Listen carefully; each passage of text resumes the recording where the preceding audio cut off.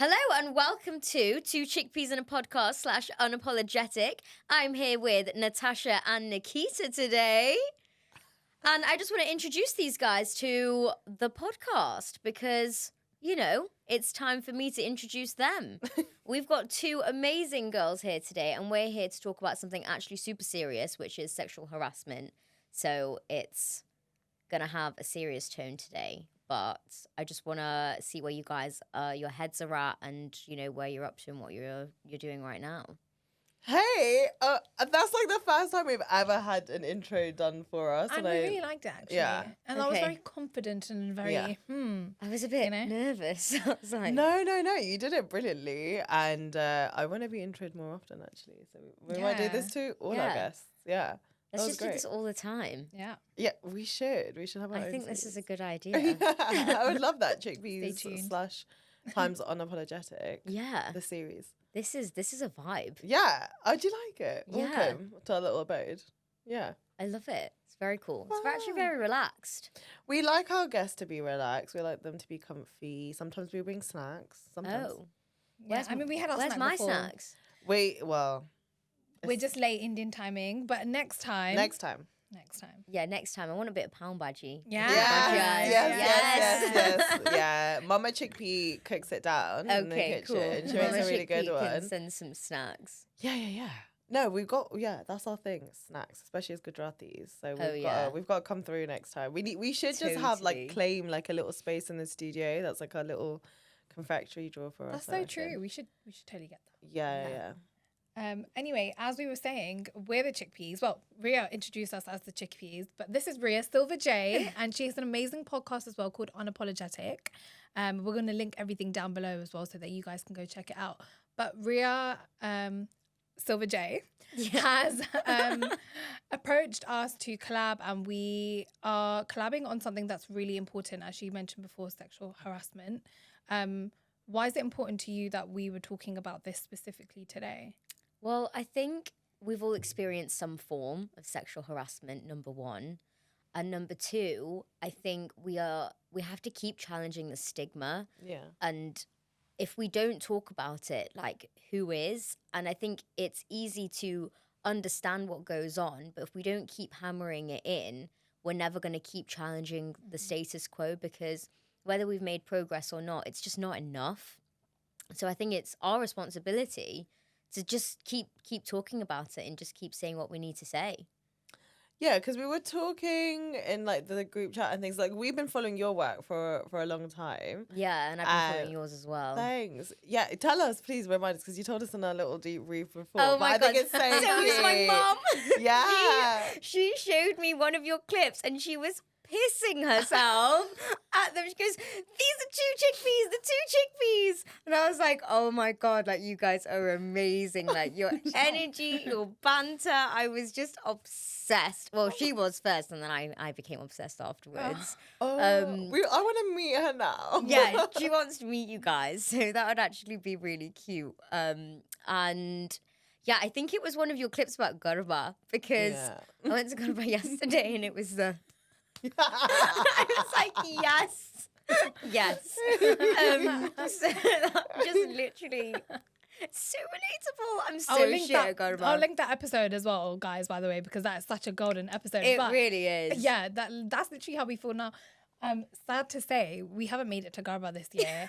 At all. Sorry to our mum, who's really pissed off at us, and she's like, "What's the point? I got you January, so what?" And I'm like, and also about Parlay as well. Do you know? Yeah, Parlay man, love you. Come back onto our podcast and we'll do it all again, because we sadly didn't have the footage of his camera, but he was sitting right there. Right there. Yeah, so we found each other. I love that your mum found us, by the way. That's hilarious. And I want to meet her, and our mum will really want to meet you too. That would be really cute. You're the actually. good Gucci girl that she wants. You know what I mean? Am I? Yeah, you went to That's how you come across anyway. No. Yeah. I want to be controversial. Oh. And, risk risque, but is that a word? Yeah, of course. Okay, yeah, that's what I want to be, but I'm just a good you go. We'll carry on. Well, I don't know. Maybe it'll come out in the episode. You know, Yeah. the risqueness, The risque and in sexual the harassment. sexual harassment. But I don't know about that. Yeah. Not in that exact context. No. So why is it important to you guys?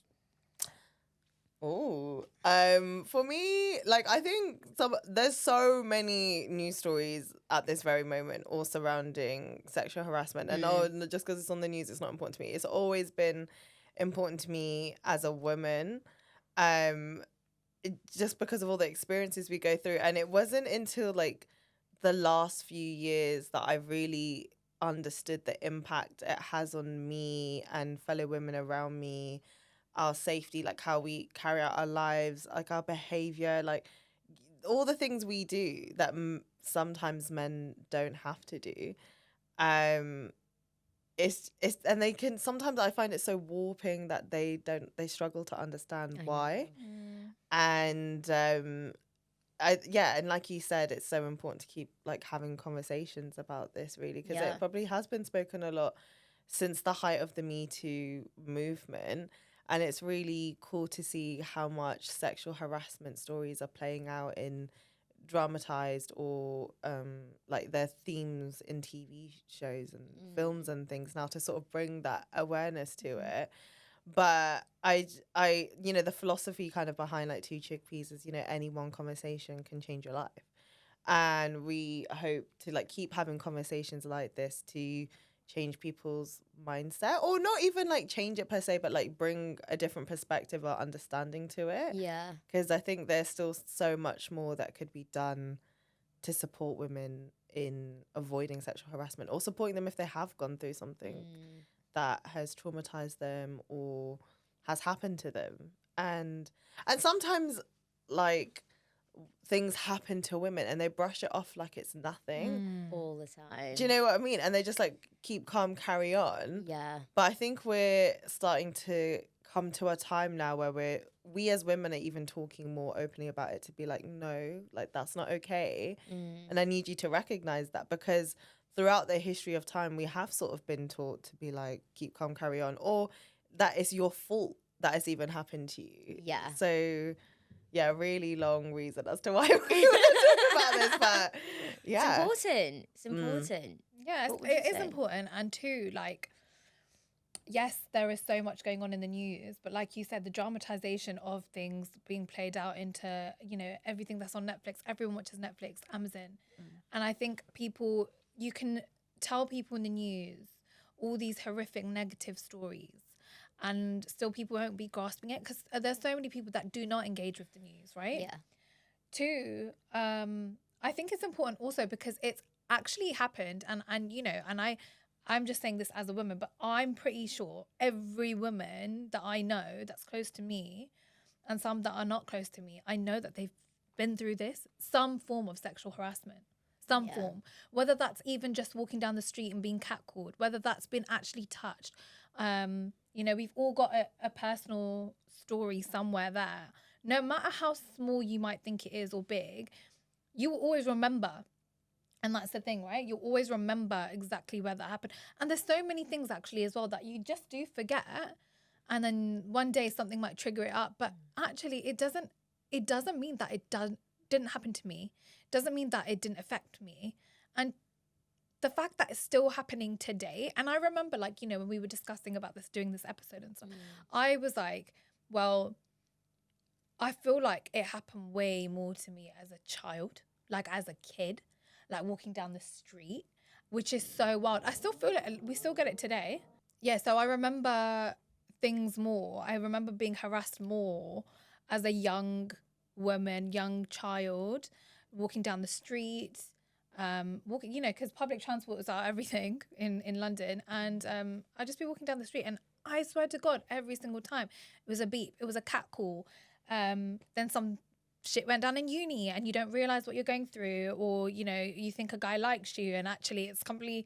Then it's like, oh, he's a bit forceful, and like I'm just saying this so candidly. Yeah. But that shit actually stayed with me for so long, and I know things have happened in your world as well, and I'm sure you've experienced things as well like that. And I know so many people personally that have gone through it, and I feel like, yeah, we can all talk about it or we can all visually see it, but yeah, it's the conversation to kind of bring awareness to people that this is not normal. This is not normal. Yeah, I agree. And it's not normal. And we talk about it so casually. Yeah. Like this happened, that happened. But we were saying, weren't we, that you talk about it casually because you don't want to deep it. Because if you deep it, it will really traumatize you. Like there are things that have happened to me and I don't deep them because I just think, well, I'm just going to feel even worse about myself. And a lot of my friends have said the exact same thing. Like they rather just brush it over. It's like people don't use the word rape because they don't want to acknowledge that they were raped. They rather just blame themselves and think I put myself in that situation, because when we say that, it means we feel like we have control. And to admit we don't have control is so scary. So it's like the victim blaming stuff comes in. That's one horrible side. And then the other side is that we now internally victimize ourselves and blame ourselves because it shows us that we could have had control in the situation when we actually just don't. But do you also think, like, again, looking historically, especially in the South Asian community, I'm sure in every other community as well, but there is this blame on a woman as well. Yeah. And I'm thinking a documentary that absolutely has never left me and has impacted me so much and changed my life in a way is India's Daughter, looking at the gang rape that happened in Delhi in 2012. And I will never leave me the feeling of watching men who are like ministers and lawyers and stuff talk about like it's our right to rape women and children, or like what did she expect? Look at what she was wearing, even though it was like a full suit, Ginny, like nothing, like what, your arms are out or something. I don't know. Yeah. Like it's men for some reason go to their primal instincts sometimes on explaining like, oh, what am I meant to do sort of thing, and you're looking like that and I'm just a man, and like what the fuck? That's uneducation though, isn't it? Like that's uneducation, that people in India are so poor that they don't have an education and they're just taught to treat women like absolute dirt. I'm not giving an exception at all by any means, but that is one of the most horrific things, and that's also like why it's so important that people do have an awareness that, again, like I said, that this is the normal. And I completely agree. I remember watching that documentary as well and being like, I can't believe that this is the mindset of men. Yeah. The mindset that you're just a piece of shit, basically. And they feel like it is their birthright to rape women because we are not seen as human. We are literally just seen as objects to them. And it's like our body, they believe our body is only built for them. So to destigmatize that and to take that away, that is hard work. But it can start both ways. You can look at it from the ground up, where it starts with all the sexist jokes and the little bits and bobs and the things that we tolerate constantly, which I'm sure we all have little stories about. But then it also starts from the top, because if the top actually put procedures in place to stop rapes from happening, then that would all trickle down, because then you wouldn't get all the sexist humor at the bottom and all like the objectification and stuff. Yes and no, but look at how many things are happening behind closed doors, and like men abusing positions of power. Yeah. So P. Diddy, like, being a music mogul, having obscene wealth, having the ability to sort of make or break a career. Yeah. And, that's a really tricky situation to be put in. Harvey Weinstein in the movie industry as well. And I can't believe how many situations women like walk into very innocently. Do you know what I mean? Things like in music and film and all these things. Or even any office job, any even retail job. Do you know what I mean? You go to work or you turn up and you do that innocently because you're doing that for yourself, like to make money, whatever, and or progress your career, or you're chasing your dreams, and there's a man in your way, and that's not always the easiest thing to get around. It's not easy to walk away. Sometimes you're in a very compromised position that you didn't ask to be in, but you're there. And that's the lack of control over it, isn't it? So I understand what you're saying. Like, if there was a better example set at the top, then it would trickle down to the bottom. Same even in families. Yeah. You can have someone like really senior having a lot of influence and dominance and power over decisions being made in that, structure and that family household.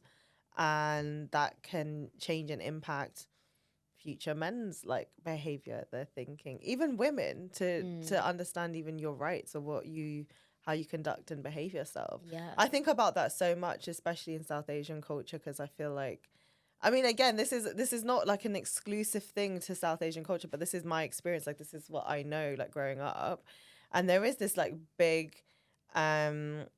emphasis on covering up or, not making yourself desirable to men in that way.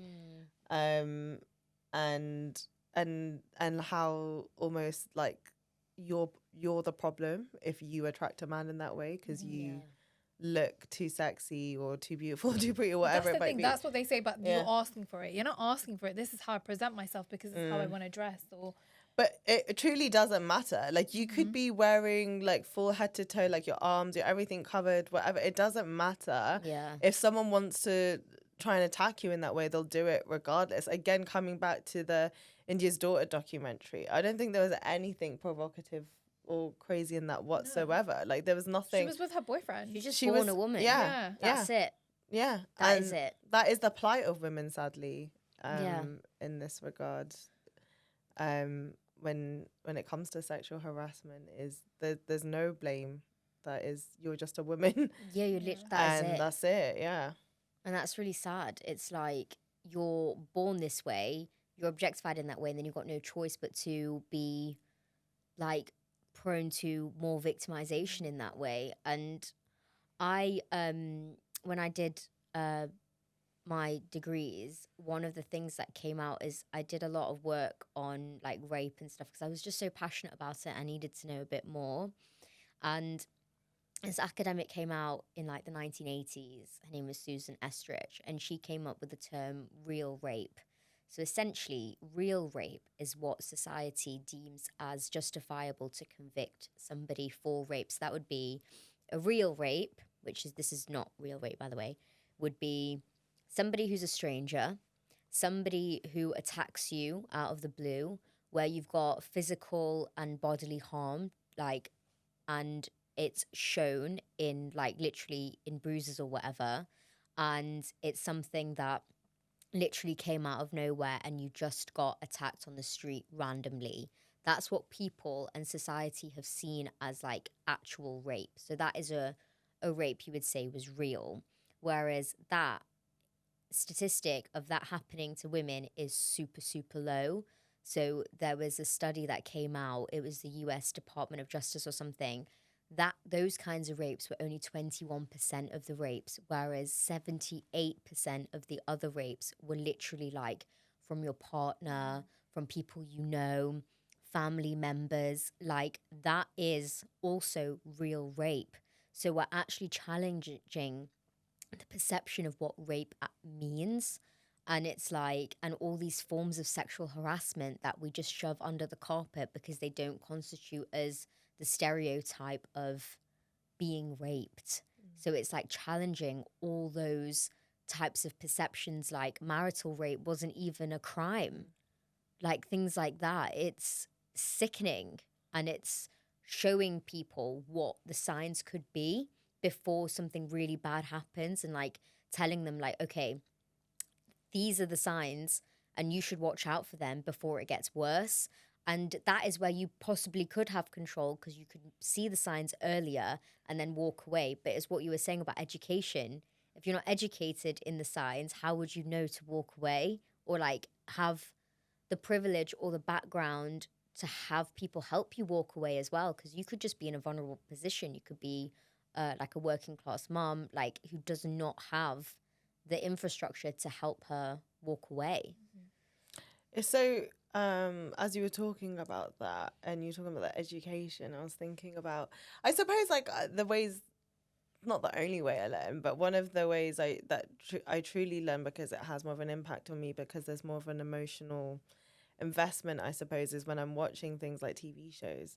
Where like certain characters they've been affected by this, and the one that stands out for me is "I May Destroy You" with Michaela Cole. Okay, I've not seen that. Have you seen that? No, you have to. That. Okay, that was it did destroy me. She aptly named the show. I still haven't got past episode 5 because I was so triggered. Really? Yeah, I still haven't. I have it. Like I watched. How many episodes? There's not that many episodes. What's it on? BBC. Yeah. I don't know if it's still there. It might still be there. It should still be there. And yeah, it was a big thing that came out like a couple of years ago, just around sort of the end of the pandemic or something. Right. Or 2020, 2021. And it did what it said on the tin. I was destroyed. I was watching the show, and it's about Michaela Cole's character. She's raped one night. And the things that follow from there, you get such an education in terms of what is considered rape, and even things like when you're having sex with a partner and you think you're using a condom, and then afterwards you realize they haven't used one. Oh my god! And they just think like, oh yeah, like whatever. But that's a form of rape. Like you didn't consent to that. Yeah. So yeah, and things like that just were massively triggering. I just was, because sometimes I feel like women, there's been like a lack of education in terms of what sexual harassment is what is considered as, what rape's considered as. And then like watching it in that show, like sometimes I feel like women go through experiences and maybe your body's sort of telling you like, oh, this doesn't feel right, or this isn't right, but you haven't necessarily heard of anyone else in this scenario. You don't know, like, how do you say, oh, that didn't feel right, or what is this considered? Do you know what I mean? Yeah. Like, you don't know. But then when I was watching in the show, and then you're getting that education of like, yeah, this is considered like sexual harassment. This is considered rape. This is considered, whatever. That was so eye-opening to me. That's a real education. It's like, yeah, that's what it is. It's like you see it, and you see it in, like, you can visualizing it really makes an impact, I think. Yeah, and I think because some of the things by the time I got to episode 5, I'd realized like some of the things have like happened to me. And I just like, I remember I stupidly watched an episode on a lunch break, like just not thinking, like, I was like early in the episodes, like not thinking like, oh, anything about it, like a quick watch on my lunch. And like one of the episodes triggered me so much. I went back to my desk and I just sobbed the rest of the afternoon. Like I didn't even do any work or anything like that. I just sobbed because I don't know. It was like this weird release. And it's also a realization because even when I was watching it, my friends, I remember watching it on a night with my friends, and my friend paused it and she was like, "How do you feel about that?" And I was like, I wasn't registering that this actually. My friends was like, "This happened to you," and I was like, "Oh, like yeah, fuck yeah," and then you're like, you're deep in it. See, sometimes you don't even register like, oh shit, that's actually me. But yeah, whereas it triggered you.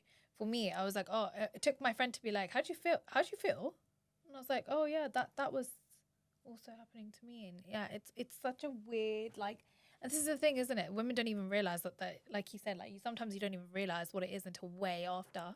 Yeah. Something, yeah. Even things like, I suppose men try and be very cautious now sometimes. Some men try to be, I think. But I think like there was like a scenario where like I wasn't feeling comfortable with something, and that was showing in my body language, but I couldn't say it. I couldn't voice that I wasn't feeling comfortable for some reason, because I don't know. Do you feel comfortable sharing the story? Okay. So sometimes I feel like men try to be cautious of their behavior or how they are with women, but they'll wait on like technicalities. So The gist of it is basically like you're with a partner and you say no 1,000 times to something you're not feeling comfortable with, but they hang on to maybe the one yes that you say for a second, even though you've said no 1,000 times, and then they feel like dumbfounded, like, what? But you did say yes. Even though you're like, but you heard me say no, like, however many times no. Like, why did you pay attention to the one yes? Like, it's even body language. Like, it's obvious when somebody is uncomfortable. Like, humans can read people. That's why we're like human beings. We're not actually animals. You know when someone's uncomfortable in a room. Like, even if I'm talking, let's say there's 4 of us here and this person was left out, you can feel that they are left out. That's body language. That's our human nature. So for men to not know that a woman is actually uncomfortable in a situation, they do know. They're choosing to ignore it. And then they take one type of sign, like as you just said, the one teeny tiny glimpse of yes because they are uncomfortable, and they run with the wind because we framed consent as yes and no. It's not that. Sorry, it's not. It's whether you're like back in it with them and like you want things to happen.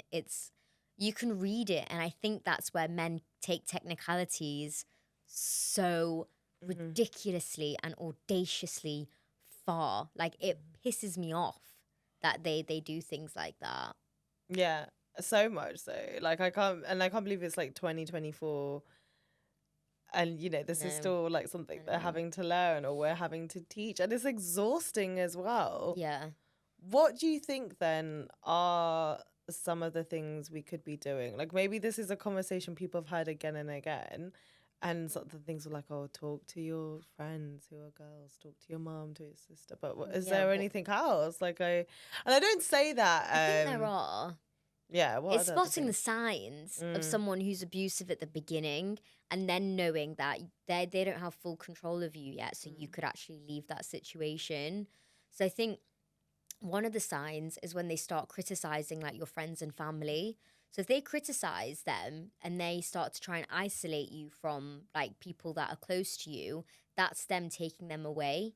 And then you don't have a support system to lean on if you feel that things are not the way they should be. And I think another one is if they make you feel like you're insane. So if they gaslight you, so it can be really tiny, tiny forms of gaslighting. Like, everybody does it to everybody. I'm sure I've manipulated my brothers and sisters, like my brother and sister now and again. You spin things in a certain way to make you seem like the victim and them like to seem crazy. But if you can notice like a few teeny tiny signs of gaslighting, that's just going to escalate, and that's not going to get any better. And I think the third thing is if they flatter you a lot. So I had a boss, an ex-manager. He would flatter me, not in a way of like, you look good, in a way of your work's really good. And I thrive when someone flatters me with my work. Like, I don't care if someone calls me pretty. It doesn't really resonate as much. But if someone tells me that I'm good at my job, like, I am over the moon. So I could see signs that he was flattering me. He wanted to have like one-on-ones with me. And then he'd be like overzealous with it. And then sometimes...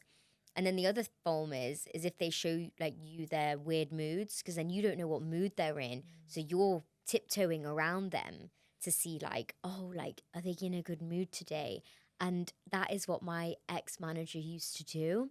He would like, sometimes he'd be a bit moody, so I wouldn't know whether he was going to flatter me today and like be over the top with me, or I would have to tippy-toe around his mood.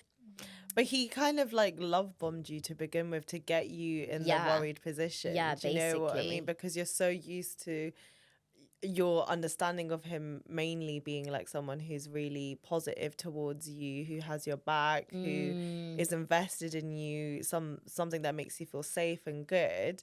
And then when the moods and things start, then you take whatever positive side of them you've seen so far, and then you somehow like make excuses for their behavior. Totally. Yeah. But it's also like a thing of coercive control. Like the first point you were making when they're like, you know, spotting signs right at the beginning, when they try and isolate you, like that is a form of control, coercive control. Like, you're actively trying to take me away. And you don't necessarily, it might not even be sexual harassment, but that is a form of I want you to be mine and only mine. And then that's another reason why women can't see the signs so often. And I think it's conversations like this, like when we first said we were going to talk about sexual harassment, I think I went a bit like, because I was like, we all have stories there, but actually these conversations are so important, because even just us sharing our stories, like I feel like a bit, even now, I don't know if it's because it is so hard to talk about, and two, like our culture itself, it's not easy to talk about stuff that's happened to me. You like everyone that's listening to this, the signs are so hard to miss, because it's something as simple as being love bombed, being like flattered, someone like just being overly nice to you. So if you're a flirty person, like how can that, like, how, and someone takes it too far, how do you kind of get out of that position, because you didn't ask for it, you're just being yourself. You're being yourself. But also, I do work like you clearly appropriately appointed to me. Like it's a part of my personality to flirt. I like to say to charm, and I don't know. Like, it's always been part of me. You are very charming. Thank you. And you should be unapologetic about that. Yes. Thank you, my love. Thanks. But it's weird, as much as I have two chickpeas, and maybe people look to us as like people who are like clued on or woke, or like I don't know. But so I and oddly, as I've got older or recently, I don't know, I started looking at myself like, oh, am I the problem? Like, why does this stuff keep happening? So yeah, I do wonder, like, why do things keep happening? And I have looked at myself, like, is it to do with me? But what I really think is that there's like still a severe lack of understanding of what constitutes sexual harassment, and maybe I'm presuming that men, I don't know, like have some sort of odd right to maybe how they behave, or they think like, oh, this is just like how it is. Well, they're never convicted. No. Yeah. So there's no fear there. They can just keep doing it. Yeah, it's true. Harvey Weinstein is, but come on. You're like a serial rapist. Of course you're going to be convicted there. Who was the BBC news anchor? Hugh Edwards. Hugh Edwards, yes. Yeah. Hugh Edwards, nothing. What did he get? Like a 6-month suspension? That's it. Yeah. What, raping boys? Yeah. Child pornography. Or accessing child pornography. Al-Fayed. That was another one recently. Mohammed Al-Fayed, yeah. Mohammed Al-Fayed, yeah. No, it wasn't. Was it Mohammed's son? No. Oh yeah, sorry, it's Al-Fayed. What's his name? Al-Fayed is his surname. Oh, what is his? Al-Fayed. I'll get it. Yeah, get it. So you guys carry on your little story. I'll share something, and this is like something that's from ages ago, and I think it was one of the first times I realized, because it happened to another girl too, but she started crying, and I didn't react. I don't know why. I think I was just in shock, like, yo, what the fuck. And also, like, because I've been catcalled so many times or whatever, like, I didn't deep it. But when India and Pakistan played in 2011, I think, and we all ran, and India won, and we all ran to Southall. We were in Hounslow. And the streets were packed. They were filled. Everyone's celebrating. Everyone's dancing. There was, to the point where you couldn't even move in the crowd. And I remember we were with some of our guy friends, and I remember like being like holding one of our friends' hands to like go through the crowd, and there were so many men around, like big men, adult men. I was 15, 16, and someone put their fingers down and touched me, and but it didn't go into my not into my pants, just like over. But even then, it's like, what the fuck gives you the right to do that? And I remember we came out, and I was just standing there in shock. But it must have already happened to this other guy who was a year younger, and she was already in tears. And I didn't feel like I could say that, yeah, that was me too, because I didn't want to make it worse for her or anyone around. And I think I was just in such shock. But that's just one little example. And it's like, I didn't do shit, man. I was trying to get through. I was trying to fucking get through. It's as simple as that. Like, and we were like 15, 16. You were there also. I know, but do you know what? I was like, where was I? Like, did I see that? Did I witness that? No one saw that because we were all going through. You know how it gets crazy at Notting Hill Carnival. Sometimes you're trying to like get through people. It was kind of like those vibes in Southall. And again, just like these Indian men, like they did not have the education, or they think that this is the perfect opportunity to violate. Yeah, it was such a. It made me feel so sad for her, the girl who was crying, because she obviously like was so. I don't know if she'd ever experienced that before. Not saying that like, you know, I had and that's why I didn't cry or whatever. It was such a weird, shocking. I don't know how to feel about that. I didn't like it, but I don't want to make a deal about it at the time. And I think that's the thing. We're just taught to just carry the fuck on, right? Yeah. But seeing her made me realize like that wasn't okay. I knew it wasn't okay, but seeing her physically cry, I was like, that's not fucking okay. Yeah, it's weird, isn't it? Because like I was referring back earlier to like, oh, your body sometimes instinctively tells you like this doesn't feel right, but your brain doesn't necessarily have the knowledge or the understanding to sort of recognize just that you don't feel good, like, because you're trying to rationalize or put logic to it and be like, oh, like, did they do this, or like, what am I upset about, or what am I feeling? Do you know what I mean? It's so hard sometimes. And you were talking about that day about going to Southall, you know, when India won the World Cup and things like that. I had my own experience there, and then that same day where I was like with friends, and like we were dancing and whatever in the streets, and all of a sudden, like, I just feel someone grab my hand. And like all of a sudden, like I'm in this circle and there's all these men around me and they're kind of like ogling, like, you know, to like carry on dancing and whatever. But I'm like, well, I'm center of attention now. Like, well, I'm not, like, it was just very uncomfortable. Do you know what I mean? I didn't put myself there or whatever. And then it was just the eyes and things I felt on me, and I just was like, "This is not." Yeah, because they're not looking at you to be like, "Yeah, let's have fun." It's it's a dirty. It's you're an object. Let's all walk at you. And I just felt and I was only 17, and I felt very uncomfortable, and I just was like, I was just trying to reverse back out, like, what is happening? Even at uni, like, I was in a situation that I didn't want to be in, and it's not until after that I realized, like, oh, that was actually so bad that. It was, if I wanted to ruin his life, all I had to go and do was tell someone at uni and ruin his fucking life. And like, he's so. Wait, there, you wanted to ruin. He's ruined his life by doing that to you already, because the norm should be. But the next day, I remember, like, I feel like the next day, he was like, as if like he'd done nothing wrong, and I was like, do you? Then he had blocked me because I did tell someone at uni, and someone went and told him. And he was like, what are you going around telling people? And I was like, nothing. I'm not telling them anything that you haven't done. And then I got a block. And I was like, fuck you. Yeah. You think you're... And that made me feel like, oh, did I open my mouth and say something wrong? But actually, you know, fuck you. And it's so weird, isn't it? Because like you literally just said, like, you don't realise at the time. No, you don't. Anything. But even don't. Like dating, like I'm taking like a serious break from dating and men and everything. Like I just have come to the realization, like I don't think I know how to date, and I don't trust myself to date. And I recently just don't feel safe in a lot of situations when I'm with men, and like my body's finally starting to recognize that that's how I feel. But I actually just want to give up, because like. Something as innocent as like a kiss, like you wanna, you know, that's like, I want all the teenage feels. Do you know what I mean? Same. Like I loved when I was a teenager, and like, oh my God, you're being like kissed for the first time, or they're holding your hand for the first time or whatever, and you know, like that's like everything to me.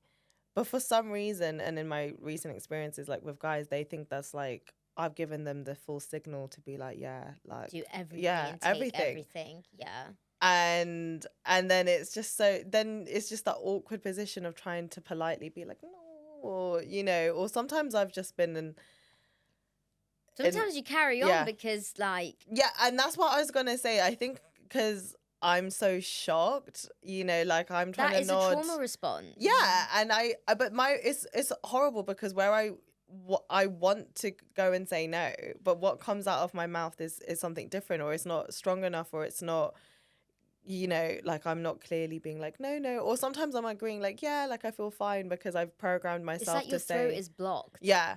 It honestly could feel like that. And I feel like a lot of women who I've spoken to, it's you freeze. Yeah. And I think it's a stigma in like legal settings and stuff when you're trying to explain you've been raped and what they do or sexually harassed. And the first thing they ask you is, well, did you say no? And I hate that.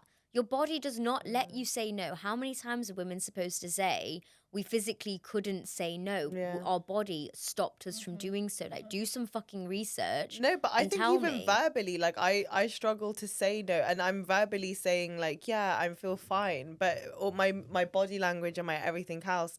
So there's a situation recently where I was on a date with someone, and I was feeling really uncomfortable, and they kept asking me 1,000 times, like, you know, do you feel okay? Do you feel fine?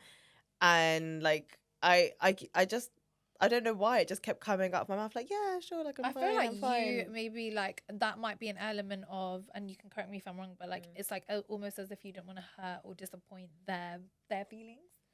Yeah, maybe that's such a warped thing, but I think it must be, because why can't I stand up for myself in that situation? And I go over it and I'm like, all you wanted to do was walk away. Like, why didn't you do that? Why didn't you say no? Why didn't you run away? Like, I don't know. You haven't experienced that before, and you need to like think about, okay, I'm gonna go on this date with someone that I don't know. What's my exit plan if I don't like it? Like, and it's sad that we all have to think like that. We shouldn't have to fucking feel like that at all. Yeah. But actually, I don't want you to feel like that. That's made me really sad. Like, even knowing that's how you even felt. Like, and I have not really been in a position where I haven't really dated around, to be fair, but like, you know, the few dates I have been on, I feel like there's a very clear, like, for me anyway, there's very clear, like, you can tell if I like you or don't like you. Yeah. Because I'll just be like, like, I'm very good at being like, fuck off. But not to say that it's not happened to me before. I remember at the end of a date one time, this guy kissed me and I was like, whoa, bro, like, don't do that to me again. But still, I let it happen, innit? I saw him coming towards me, and then I let him kiss me, and then I was like, oh, actually, bro, like, no, that wasn't any form of sexual harassment per se, because I let it happen. But then that was my mind being like, I didn't like that. I don't want you to do that again. And I feel like for you, like, where you have such a hard, or you don't understand how to really fully say it out loud, maybe that's something to consider in the future, like having a sort of exit plan. Like, I literally just spoke about this yesterday with a friend. Did you? Yeah, and they're like, you should have called someone, you should let someone know. And I was like, you know what, it was such a spontaneous, you know, idea to go on this date with this guy that I'd been speaking to for over a month. And like, I didn't think, like, that was very naive of me, like so super naive of me. And I think I always used to be like, yeah, I'm a hopeless romantic. And I actually now all of a sudden I'm like, that is the worst thing you could have done, because I feel like I have such like optimism or hope, and you know, and maybe that doesn't allow me to sort of think a bit more practically and safely about myself. Like we have to think about everything all the time. Yeah. I have to think about what time I'm coming home on the tube. I have to think about what I'm wearing. I have to think about the type of coat that I'm going to wear over my outfit if I'm going out at night. I have to think about, if I take my keys out now, will someone grab them and take me up to my own apartment? We are constantly on. So when we're dating, it's like, do we have to keep staying on? Like, your brain wants to shut off for 5 minutes. And when you do start to like someone, you start to trust them. And you don't start thinking about, oh, are they gonna hurt me? And I think, like, especially I online date and stuff. And there used to be such a stigma about online dating because it could, you know, we were always taught to be super safe. And then now it's super normalized. So I think about it a lot less. But how much can you think about stuff? I think the thing with online dating is it's such a fine line between like someone just wanting to go on there and just get it in, right? And then to like someone actually wanting to date. And I think my advice to people who are dating, because I get it can all be fun and you just want to have fun and blah, blah, blah. Always meet someone for the first time in public. Always. Yes.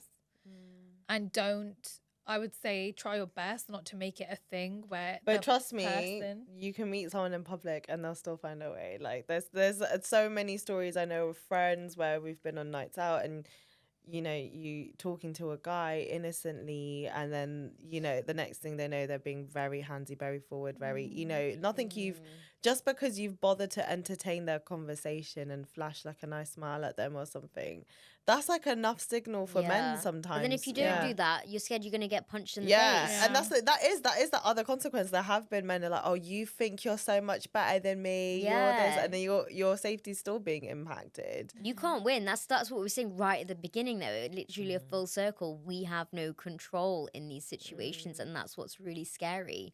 So we're trying to put these situations in for ourselves to create control, but actually, you don't know what weirdo you're going to get on a night out or on a date. That's why I'm honestly fully like, I'm done. Like I'm fully, and I'm putting that statement out there because I don't even, if you even hear me say like, oh, I think I'm going on a date, stop me. Like I actually just don't want to. Yeah, please. I honestly, I don't want to.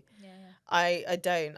I'm so sick of it, and I'm just done. Yeah, that also makes me sad, and like I just feel like, well, then what can we do then to not get you back on the date scene per se? Obviously, I want you to do that and live your life, but like, how can we then involve or make this this conversation? How can we kind of educate ourselves and other people and men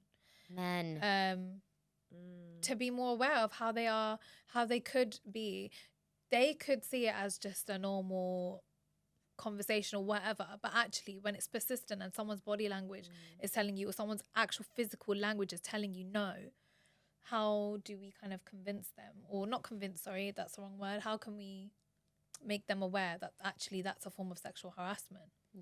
I've always felt there should be like mandatory explicit learning of this in school from a young age. Totally. Not even secondary school, like as soon as you start learning about as soon as you start learning about like the body, sex, you know, even how a baby comes, I feel like things like consent should be talked about there and then. Definitely. Do you know what I mean? Like it needs to happen at a much, much earlier stage so that it's like embedded in your brain, because I feel like even the teenagers, some boys are so far gone in their thinking or their view or their, you know, their outlook on women. It's even then it's probably maybe too late to try and like rewire their brain. I'm not sure. And this jump of hypermasculinity that's come out now is giving like men and boys like more ammo to think that they are just allowed to have this kind of control, because that's what women like are built for and made for. So it's like challenging those stigmas. Yeah, you're right. It has to start from like when you're a literal child, to show boys and girls that, you know, this is how you're supposed to approach those situations. And it's like, oh my God. And then you start talking about pornography, because if they're watching that from an early age, then you're kind of fucked as well, because what they show on that is so severe and so violent. It's just so normalized. Yeah, but even like young girls do, I think, thinking like, oh, is this how you like have sex? Is this what are men into? Do you know what I mean? What you're supposed to look like. Yeah. And there is still this, you know, like appeasing of men sort of thing for their likes, their wants, you know, I mean, their gaze. So, the male gaze. Yeah. The gaze. Yeah. That's the thing. We were never ever taught about it, and I think that again, like how the first point I made, these men in India, they were uneducated. People over here, we were not educated. We were never taught what sexual harassment actually is, what rape actually is, what, you know, what's the signs of that. And I think the conversation is so like, I know we need to wrap up in a second, but like it's so wide. It's more than just a conversation. It's actually like having the conversation, but also we're putting it into practice. And I think that starts with us, and I'm glad that we've all shared our experiences as well, because it makes it so much more real, rather than just saying, oh yeah, I have been, like, okay, and now from that, like, I know some sort of signs to recognize how to like avoid that again. Yeah, and even like this conversation alone has been so like healing in a way. Do you know what I mean? I think initially, if I'm being like honest, like I've really struggled to talk about anything in this episode, or even how I want to say things or portray things and things, and like it's been like difficult actually, and I'm like, what's going on with me? Like, I can't get with it today. But it's a difficult conversation to have. But now that we've started, like, I have eased into it, and it's a shame like we are going to the end of the episode. Yeah. I have eased into it, and yeah, it's taken me a little while to get there, but it's just to be vulnerable. Yeah, like, it's hard. It's very, very hard, but like I'm in that safe space with you guys, and I feel like I can talk about this, and I probably should force myself to have more conversations like this, because I suppose maybe sometimes I do with friends and things like that, but for some reason I'm like, I just put more shame onto myself. Like, why don't I know this? Like, why don't I have this knowledge or this like basic? I think you just need understanding from other people as well. As you know, sometimes your friends can always be like, "This is what you should have done," because they care and love for you. But actually, it's like, I just need you to understand how I feel as well and process how scary that was for me, or how I didn't realize what I was actually going through. And and the other thing, you know, I suppose if I want people to take any away from this, I think it's just believing someone when they say like, this has happened to me. I think the most jarring thing is like all the questions, and you feel like you're under the spotlight and you're in the hot seat, and you're almost having to justify your actions even though you're talking about something that's happened to you. And you know, I've seen it happen like with so many friends or people I know, and yeah, it's you. I think first and foremost, initially, like even with young Philly in the news at the moment, how many people online are like, oh, they're doing it for attention, they're just saying it to get some clout or have their 15 minutes of fame. And I'm just like, the full conversation should just be, you know, what happened to this girl? Like, you know, what's her story? Or just like the focus on like, she's reported something, this is massive, and it must be really scary to speak out against someone who is like a massive celebrity or something. Like, I think people ignorantly think like, oh yeah, they just want to do this for their 15 minutes of fame. But to try and do that or say that, I mean, you either have to be like a really like messed up person to go and like falsely say that this happened to me and it didn't. And I think the percentage of that is actually way, way less than all the true accounts of women who have actually been sexually harassed. 2%. Yeah, I was thinking, is it as low as 2? It was in my mind, and I wanted to say it just now, and I'm like, there's no way. No, it's 2%. 2. It's literally 2. I know. I can't believe that. Yeah. I went to say it, and I was like, that can't be true, but it is. It is, yeah. Yeah, it is, and that's the biggest like jarring thing for me, is just. Don't question it. It should just be like, oh fuck, I hope that person's okay. Like, it's not innocent until proven guilty. It's guilty until proven guilty when it comes to rape and sexual harassment.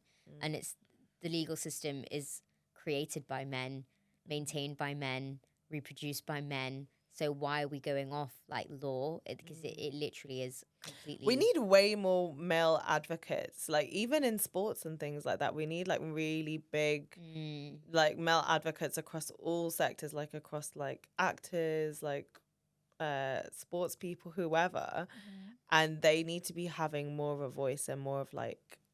How do we protect women? They need to be our allies. We've not. Look how crazy this conversation is. It's taken like I feel like it's taken me a while to really get into it and even open up. We've not even mentioned that Andrew Tate of it all. We'd be here all bloody day. I know. This episode about 5 hours, guys. Yeah. We would be, and I can't even stand to give him any more attention. I don't watch his stuff. I don't talk about it. I don't say his name because I just think that's giving him more airtime. He doesn't deserve it. Yeah, crazy episode. But really, really needed conversation. Like, totally. I was so nervous to come and do this episode. Yeah, and I think I was like nervous throughout the episode. Like, even how I want to say or portray things, you know, that's been like difficult for me today. But I just want to thank you girls for making it such a safe space and for your insight. Like, even things about you I've learned today that I never knew about. So, thanks for the safe space and being vulnerable and sharing. Yeah, no, thank you guys. I feel like it's been really comfortable, like in the end, to actually discuss this stuff, and it does feel really safe. I feel like psychologically, like this is just an easy space to discuss this stuff, and it has been hard. Like I've been holding my hand and like you can see throughout this episode, clenching. Yeah. It's so hard, and we're all brown girls, we're all Gucci girls. Like this is not easy to tell. You don't know. We're just putting ourselves out there. Like you don't know who's picking it up, what's happening, this and that, and yeah, it's just important, but it's scary. Yeah, and even how difficult me, and I don't know about you guys, but like I've found it difficult to even articulate myself and how I feel or what's happened, because you can just see like it's something like we obviously don't talk about enough, and we all have these experiences, and it's like, how do I voice this? How do I say this? But thank you so much. You did amazing, because I didn't even see you were nervous like once, and you were so vulnerable. Oh yeah, later I'm gonna overthink it so much, but I do feel comfortable in the things that I have said, and I think it's important just so that other people can be like, okay, I'm not alone. Which I feel like sometimes I hear that from people, and I'm like, oh yeah, but it's true. Like it's actually true. Like you sometimes. It does take hearing like another person saying like, oh, I've gone through this, to be like, this isn't just me, because it is such an isolating feeling when it comes to sexual harassment, but it's such a common problem. This was the collab that we didn't even know we needed. And guys, check out SilverJay's podcast, Unapologetic. And we'll link it in the description, as well as where you can find her episodes and all of that. And thank you, Ria, SilverJay, for coming on. Thanks for having me. And for now, it's been your girl, Nikita. It's been your girl, Tash. It's been your girl, SilverJay. Oh, yeah. And you've been listening to the collaboration episode of Two Chickpeas on a Podcast with SilverJay from Unapologetic.